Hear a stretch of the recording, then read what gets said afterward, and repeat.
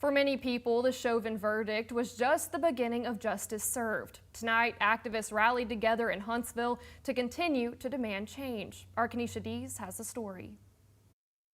I'm here at Big Spring Park, and as you can see behind me, community activists have gathered together, and some say that the Chauvin Trial verdict was just an appetizer for justice and that the work doesn't stop.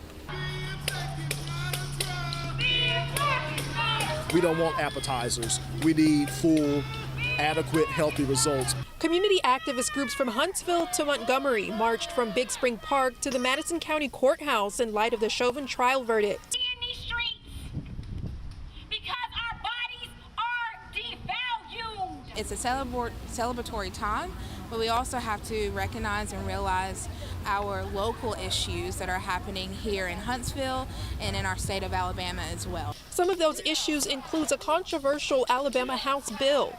Combat against, HB 445, which is trying to take all of our rights away, and as it ascertains towards being able to peacefully protest and gather. We also asked leaders on their thoughts about the review released from the Huntsville Police Citizens Advisory Council on how law enforcement handled protests last June.